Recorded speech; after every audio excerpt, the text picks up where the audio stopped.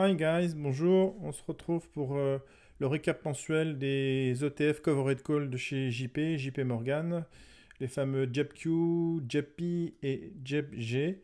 Nous sommes aujourd'hui mi-septembre, c'est le jour de paiement d'ailleurs pour les contrats d'options qui ont été écrites le mois dernier.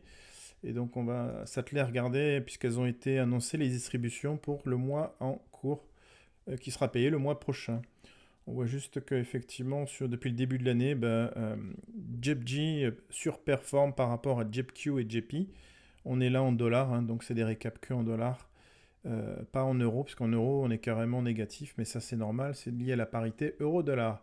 On va commencer par le plus petit jusqu'au plus grand, la plus grosse distribution. Le plus petit, classiquement, c'est JEPI, qui ce mois-ci va nous donner à peu près 0,12 dollars. 0,12 centimes de dollars. Ensuite, le suivant, ça va être JEPG, qui lui va nous donner un petit peu plus, 0,15 dollars. 0,15 centimes de dollars. On est plus faible dans les deux cas, d'ailleurs dans les trois cas que le mois dernier. Et ensuite, on va regarder la plus grosse distribution classiquement sur le Nasdaq JEPQ. JEPQ avec un seul petit 0,18 centimes de dollars. Bon, ça aurait pu être mieux. Enfin bon, on prend de toute façon, hein. Voilà, on voit ici que la distribution par rapport à la grosse distribution de juillet, ben, c'est un peu plus faible, hein, mais on ne peut pas avoir toujours les cerises sur le gâteau. Donc bon, ben, ça va, ça vient. On voit que la moyenne doit tourner à 0,23 de mémoire, j'avais fait le calcul.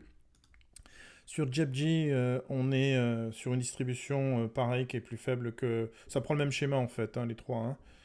Voilà, on est sur du 0,15, avant, le mois d'avant 0,18, le mois précédent 0,15, bon, ça se tient. Et JP, bon, c'est un peu plus faible. Je ne suis pas investi là-dessus, personnellement. On est à 0,12, ici on est à 0,22, voilà. Donc, bon, les trois, pour le mois en cours, c'est pas formidable, mais enfin, on prend, comme on vient de le dire. Le paiement se fera le 7 octobre.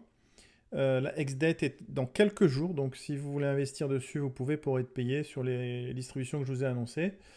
Et puis voilà le comparatif encore une fois depuis le début de l'année. Et si on regarde sur les 3 derniers mois comment ont évolué nos ETF, là c'est JEPQ qui est en tête, hein, parce qu'il y a quand même eu un petit bull run sur le Nasdaq, sur les techs. Donc c'est classique, quoi. Voilà. Dites-moi si en commentaire vous êtes investi là-dessus. Et puis sinon, ben, je vous remercie de m'avoir écouté. Et comme d'hab, on va se retrouver dans un mois quand il y aura le nouveau récap. Voilà. À bientôt, bye bye.